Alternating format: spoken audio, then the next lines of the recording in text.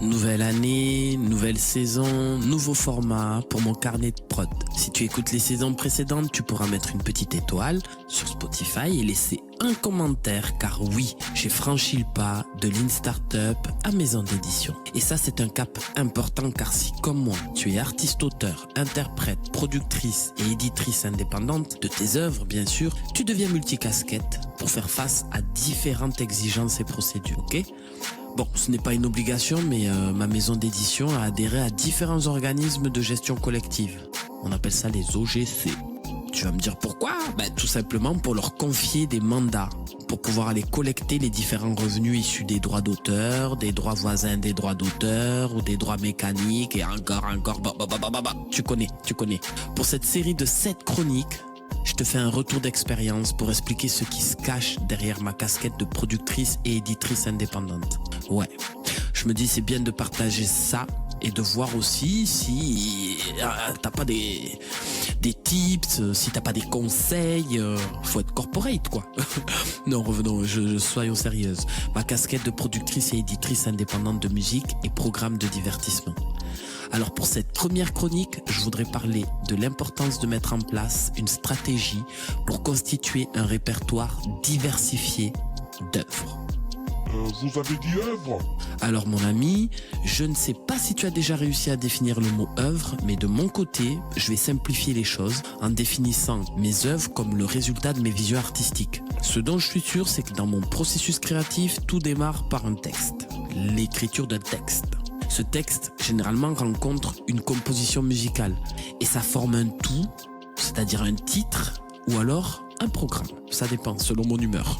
J'aime bien cette association du son et des mots, en tout cas. C'est jouissif parce qu'avec le numérique, tu vas vite te rendre compte que tes œuvres, elles sont accessibles tout le temps et partout pour ceux qui veulent bien les découvrir. Bah ouais, parce qu'il y a toujours des histoires d'auditeurs, tu connais. Le chiffre. En tout cas, créer, c'est instinctif. Je me pose plus de questions de type émergence ou encore suit la tendance ou encore intègre le cercle, tu sais, de ces poètes déchus de la multisyllabe ou autre exercice de style. Non. Je suis pour la liberté dans l'expression de ce que ton esprit ne contrôle pas, mais produit. Car trop souvent, c'est difficile de créer une œuvre. Oh, toi aussi, tu n'as même pas d'auditeur et tu parles. Va prendre un pic, Narvalo. Ouvre le dico. Bref, revenons à nos moutons. Eh bien, créer, c'est s'affranchir de toutes ces préoccupations pour laisser libre cours à cette imagination qui fait de toi cet artiste. Alors, pour ce podcast, je vais me concentrer sur mes œuvres dites phonographiques. Féminin Prod, un répertoire diversifié ? Alors déjà, parlons peu, parlons bien.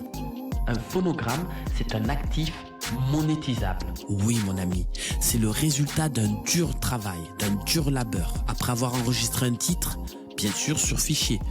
Si tu me suis toujours, c'est un audio contenant différentes séquences de sons, dont la voix, des instruments, voire même des dialogues ou autres bruits sonores. Ces séquences que tu as enregistrées, tu sais, ces séquences de sons, elles sont enregistrées sur un support. Dans mon cas, c'est un fichier généré avec des logiciels spécifiques. Soit depuis un studio pro ou alors depuis mon studio mobile. Je t'expliquerai tout dans les prochaines chroniques. Cette séquence, ça peut être de la musique ou comme cet épisode de podcast. Ah, ok. Ça y est, t'as capté ? Vas-y, arrête de rapper avec ton vieux flow là. Peut-être, mais je reste à l'initiative de l'enregistrement et je suis maître de mon master. Importante cette notion de responsabilité en tant qu'indépendant. Tu as des droits rattachés à ce master dont tu es le propriétaire pour au moins 50 ans. Attention, j'ai aussi capté que dans mon cas, c'est simple, mais si tu es produit par un label, c'est lui le propriétaire du master. Mais bonne nouvelle, tu conserves tes droits d'auteur et d'interprète.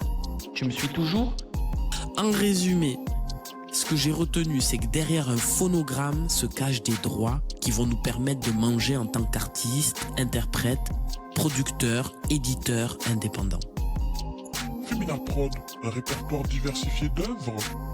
Oui, un répertoire diversifié parce que en adhérant aux OGC, tu vas devoir leur confier tes œuvres et tu vas découvrir une classification par genre. C'est hyper important parce que tu te rends compte que tu peux être proactif dans ton processus créatif et tu peux mettre en place un véritable rythme de création qui répond aux besoins de ta stratégie de production. Donc pour cette chronique, je vais m'arrêter uniquement sur le répertoire musical. Et pour confier mon répertoire, j'ai dû prendre le temps d'abord de classer mes œuvres. Tu te souviens, en première partie, je t'ai expliqué que pour moi, une œuvre, c'est le résultat d'une vision artistique. Je répète, artistique. Avec ou sans IA, mais avec l'IA, je sais pas. Artistique. J'ai mis en place une stratégie de marque éditoriale que moi j'appelle catalogue pour faciliter tout simplement l'identification de chaque œuvre que je classe en répertoire. Tu me suis toujours ?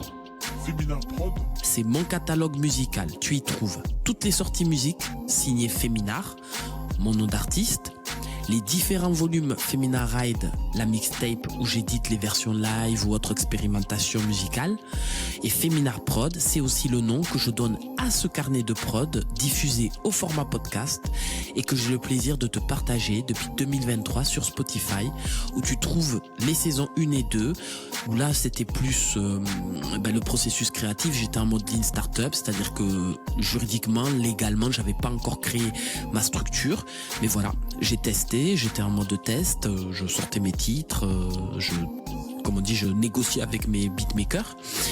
Et maintenant, c'est la saison 3 que tu vas pouvoir écouter sur Spotify et sur YouTube, sur ma chaîne artiste, parce que du coup, tu as dû le voir maintenant, les artistes, si tu vas réclamer ta chaîne, ton profil, ta chaîne sur YouTube, tu bénéficies d'une chaîne artiste. Et je me suis dit, c'est l'occasion de donner une autre envergure un peu, tu vois, un autre souffle à mon carnet de prod, et en réalité, de montrer le quotidien, en fait, d'une productrice indépendante, parce qu'il faut pas rigoler, mon gars. Si tu veux pas me donner un peu de valeur, ce n'est pas grave, ce n'est pas l'auditeur qui fait ma valeur. Non, c'est le travail du quotidien, parce que tu vas le découvrir dans chacune de ces chroniques.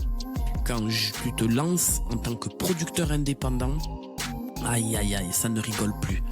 En tout cas, abonne-toi sur Spotify si tu veux écouter les premiers épisodes.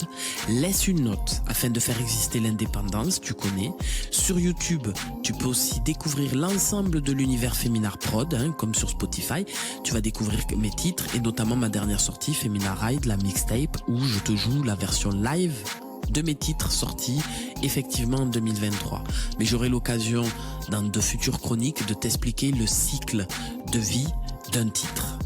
En résumé, définis ton plan de création et ta stratégie de production pour te lancer en tant qu'indépendant. Moi, c'est ce que je retiens. Constitue un répertoire diversifié d'œuvres, si possible, éditées. Et après, je t'expliquerai l'intérêt de faire tout ça dans la prochaine chronique. n'oublie pas de laisser un commentaire, mon ami. Si comme moi tu es un artiste investisseur, entrepreneur et que tu as besoin de comprendre la gestion de tes œuvres. Ou alors, partage avec moi ta stratégie de production, notamment si tu as des bons plans studio, ou si tu connais de très bons ingés, ou si tu connais une nouvelle solution un peu mobile. Moi j'aime bien tout ce qui est apps, indépendance, tu connais. En tout cas, laisse-moi tout ça en commentaire, histoire que l'on partage. Sonorité. Que la ride commence. Girl Boss.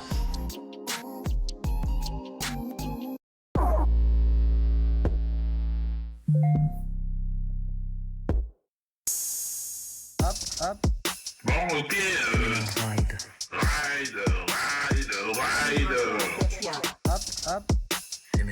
On fait quoi maintenant? Arrête. Allô. Je sais. Si le RN passe, Après ces résultats, Oh non. On dit quoi? Mais qu'est-ce que tu veux? et maintenant, il restera toujours du hip-hop.